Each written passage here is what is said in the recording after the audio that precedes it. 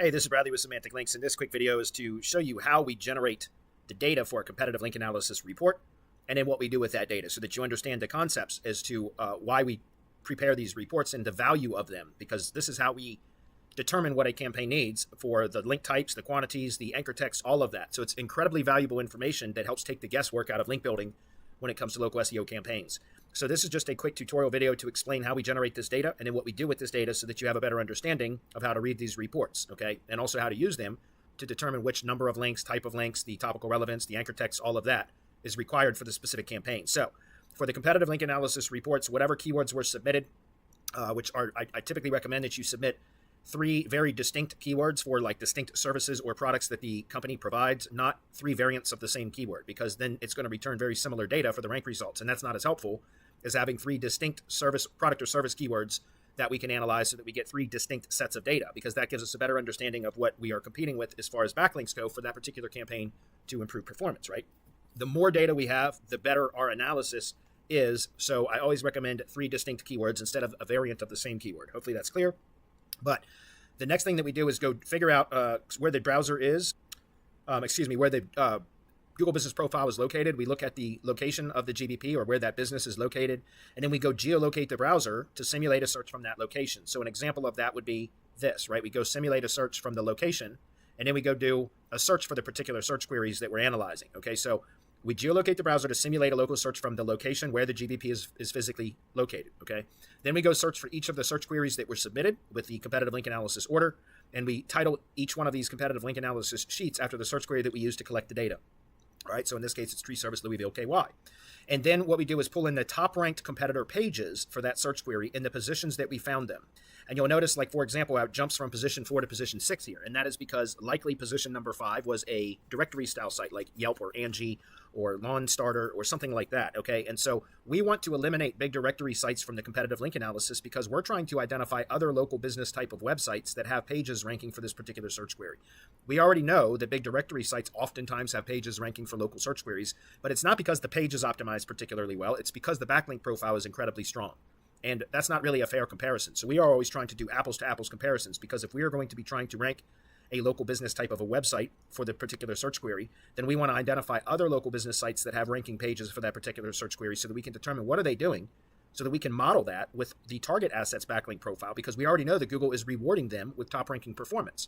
So if we analyze the backlink profiles pointing to those specific pages and we average out that data, which is what we do here, then it gives us the metrics that we need, the quantity-based metrics, for us to determine the number of links that we can build to the target page before we exceed that number, the average number of links. And it also tells us the anchor text that we should be building when building links, so that we can stay within close range of what the average anchor text ratios are for the top ranked competitors for that particular search query.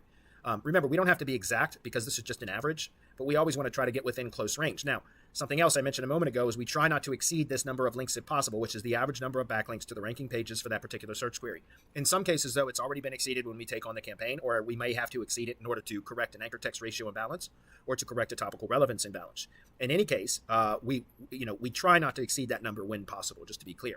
And so once we've analyzed or pull in the top ranked pages for the particular search query, then we go analyze the target URL for the backlinks that are currently pointing to it. And we use Majestic as our backlink analysis application because Majestic has this metric, which is known as topical trust flow.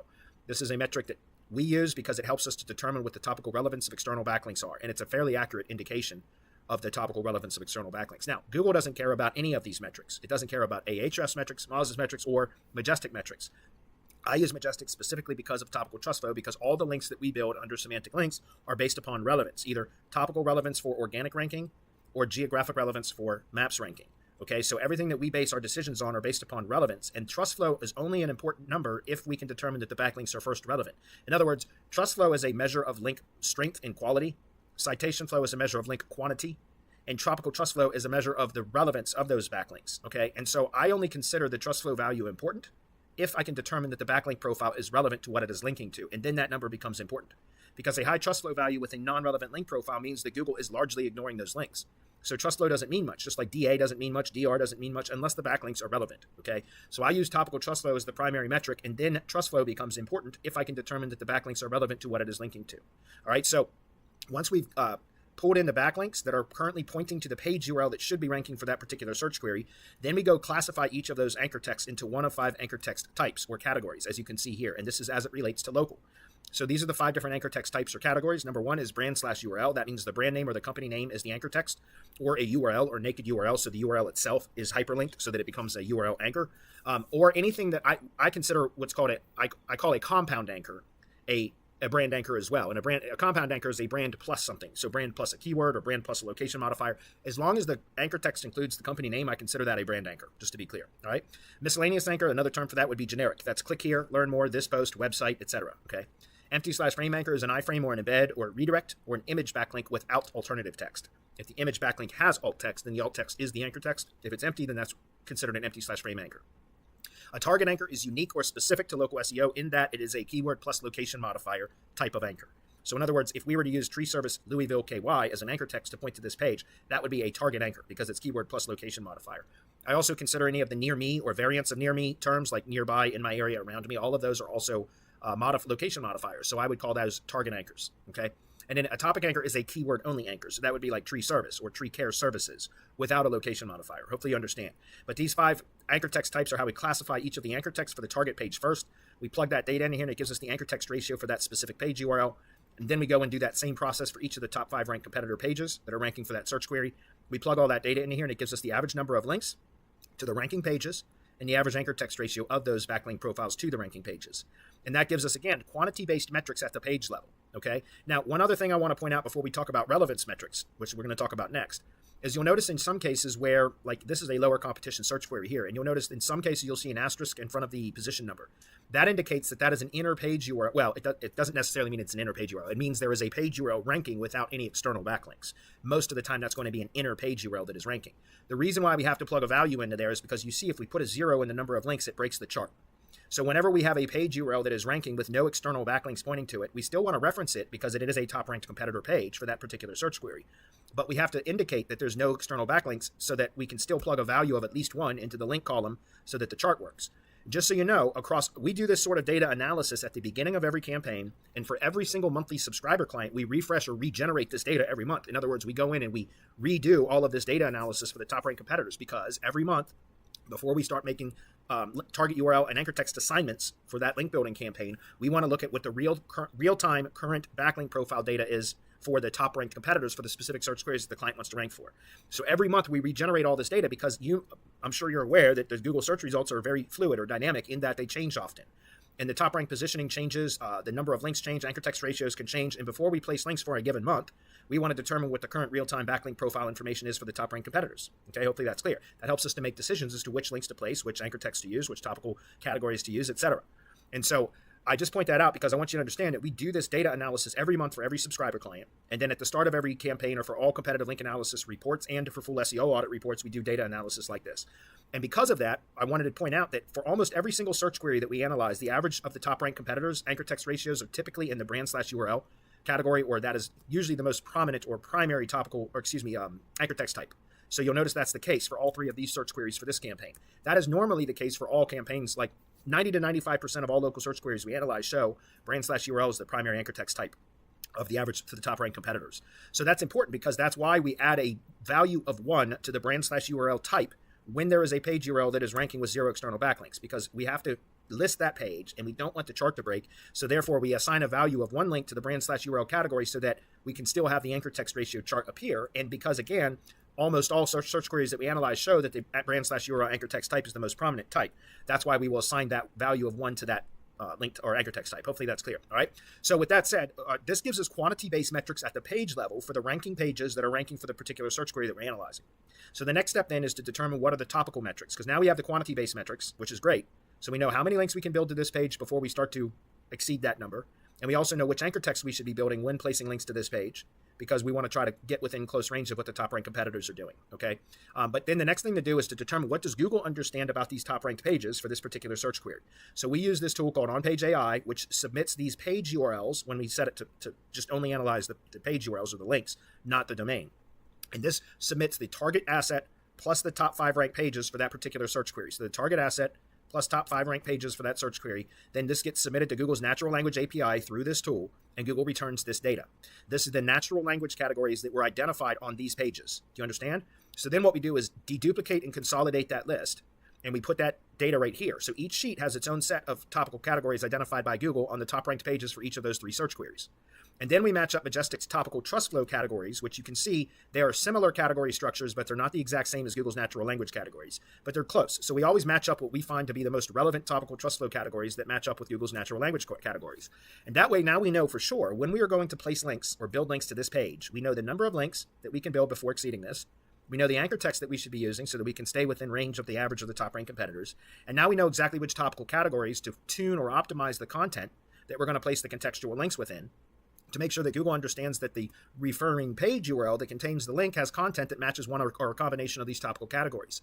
And then when we go analyze the backlink profile of the referring domain, so the potential link source, we then go analyze it at the domain, the potential link sources at the domain level, to determine what the overall topical themes are of the referring domains that we're considering to use to publish our link building posts on. And we want to only publish posts as much as possible. We only want to publish posts on domains that the overall primary topical themes of the site in its entirety falls into one or a combination of these topical categories too, so that we can achieve page level relevance from our backlinks and domain level relevance from our backlinks. Okay, but then we even take it one step further at Semantic Links, where since we already know which topical trust flow categories are relevant for the backlink profiles to match up with what the topical categories are of the content of those sites, then when we have identified potential link sources that meet the topical criteria that we need, then the last thing that we do is analyze the backlink profile to only end up using those referring domain sources that have the most relevant link profiles. So an example of that, just to show you for an example of how we are trying to achieve relevance matching at 3 levels, not just 2 or 1, but at 3 levels, which Google assigns value to a link depending upon how relevant it is. And so by trying to achieve relevance matching at as many as 3 levels, we can extract the most value from the links that we place. And so an example of that would be if we come over here and look at the tier 1 link sheet for this example project here, we can see that the topical links, we place topical links only for the first 2 months of this campaign. And here's an example of the relevance matching that we achieve. There's the target URL. There are the topical links that we place for the first 2 months. And you can see the relevance matching that we achieve because of the way that we build links is based purely on data. And so we're trying to do relevance matching at 3 levels. Now, this right here shows link relevancy according to Google, because what Google does is it goes and crawls this page first to identify the topical categories, Google's natural language categories identified on this page, and then it crawls backwards to each one of the referring page URLs that has a link pointing to the target to try to identify what the topical categories are of each of those pages. And when it finds, once it determines that, it shows whether the referring page is relevant to what it is linking to, if there's a topical relevance match. And so for an example, if you take a look at this post URL here, this post right here, what Google identified one topical category in that post, and it was one of these categories that were listed right here. Hopefully that's clear. And then Google identified that the topical category identified, or Google determined, that the topical category identified in this page, or this page here, was 100% matched to one of the topical categories identified on the target URL. Then what it does is it crawls backwards from each referring page URL to site-wide across each of those referring domains to determine what the overall topical themes of the domain in its entirety are. Because even a site with multiple topics are going to have most of the content is going to be slanted into one or a handful of topical categories. And by Google scanning the entire site, Google can determine what the overall topical themes are of the referring domain in its entirety. And so in this example, again, Google determined that 3 topical categories were identified on that referring domain site-wide. In other words, all the content falls within 3 topical categories, okay? And it also identified the target URL contained those same 3 topical categories. So you see that we have a relevance match at the referring page, relevance match at the referring domain. But then as I was mentioning a moment ago, I'm going to show you that we also try to achieve relevance matching at the referring the backlink profile that's pointing to the referring domain. So if we take that URL, which is the referring page URL, and we paste that into Majestic and we go take a look at the backlink profile, we can see that particular post only has one external backlink pointing to it. But look at the trust flow values, and these are all relevant categories. Although those aren't the exact same categories you see here, I only list the most relevant categories at tier 1 here. But you can see that, so those categories there are also referenced in the link building sheet for the tier 1 links that we place. You can see the topical categories that were shown in the competitive link analysis sheet are listed right there. But you'll see at tier 2, we also have the related topical categories that are a little bit broader, but are still closely related and relevant to this project. And so you'll see that this particular referring domain, well, this is just the referring page that we're looking at, but it has topical relevance in those categories that are either relevant at tier 1, as described here, or at tier 2. In any case, they're all relevant categories. Some are just more appropriate to be used at tier 1, while others are more appropriate to be used at tier 2. Hopefully that's clear, but you can see that's 100% relevant. But that's just the backlink profile pointing to that one referring page. If we look at the overall backlink profile pointing to the referring domain of this link source, look at the topical the topical relevance of the backlink profile. And then the trust flow value becomes important when we can determine that these are relevant categories, which they indeed are, right? So my point is, you can see that this shows topical relevance matching from semantic links. We try to match as many levels as possible. Not all the links that we're going to place for all campaigns are going to be 100% relevant at 3 levels. And by the way, that would look a bit fishy if we did that anyways. Think about it. If every single link that was placed to pointed to a campaign was 100% relevant at 3 levels, that would look manufactured, right, to Google. So we do a mix of relevant links that are at the page level, domain level, and backlink profile pointing to the referring domain as much as possible. But you will get some varied relevance matching in your backlink profile when using our service, because that's going to look more natural anyway. Okay, hopefully that's clear. But we try to achieve as much relevance matching as possible so that we can get the best results, okay? So I'm just pointing that out because that is precisely why we go through all of this process for the competitive link analysis reports, because this gives us page-level metrics for each of the pages, top-ranked pages, for the search queries that are important to the client. And this gives us the quantity-based metrics that we can determine how many links we can build to that specific page, which anchor text ratios anchor text we should be using so that we can model what the top-ranked competitors are doing. And then we go get all the relevance metrics so that we know exactly which types of links to be building when building links to this campaign. Now, that gives us page-level metrics, but we also have to zoom out and look at domain-level metrics at times because, as I was saying before, sometimes there are going to be page URLs that are ranking with 0 external backlinks. So they must be ranking on internal links then, which means we have to zoom out and look at the backlink profiles of the root domains to determine where are they receiving their link equity and their relevance from, and how can we beat that, right? How can we meet and exceed what they are doing? So coming back to this search query here, we're going to look at the page level here, and we can see page level metrics here and what we're competing with as far as referring domain count and trust flow, but I only consider trust flow important if I can determine that it's in the appropriate topical categories, which are going to be business and home are going to be the 2 most relevant categories, right? So like this one here has got a topical trust flow or a trust flow value of 21, but it's in sports/water sports. So I don't consider that relevant at all. That trust flow value doesn't mean much to me because it's not relevant. So Google is largely ignoring those links.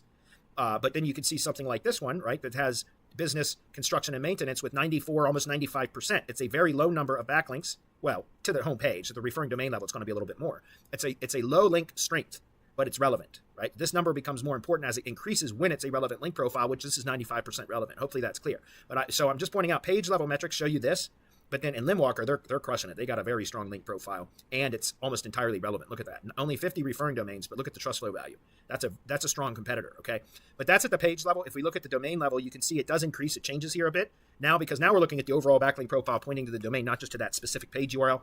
So the referring domain count increases, and typically you're going to see the trust flow values increase as well. And so you can see this is quite a competitive search query because the backlink profile for 4 out of the top 5 ranked competitors are relevant, and some of them are considerably strong too.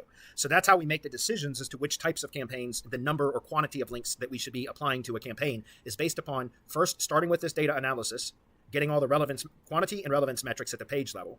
And then we go analyze both the page level and the domain level to determine what I would think the campaign is going to need in order to achieve, steady ranking gains month over month for at least the first 3 months, because that's typically what I'm going to recommend when providing a video review and recommendation of the competitive link analysis reports. My criteria for making a recommendation for one of our subscription plans, is which of the 3 subscription plans that we offer at Semantic Links can I recommend to the client, the SEO professional, that is going to be the lowest subscription level that should show the client consistent, steady gains month over month for at least the first 3 months. So that my goal is that you want to continue this, you and the client want to continue the service at the end of 3 months because it's showing steady performance gains. I do not want to overcharge or recommend a higher subscription plan than I think is going to be needed to show performance gains month over month, because I understand as a local SEO professional that has used white label services in my own agency that we have profit margins that we're very sensitive to.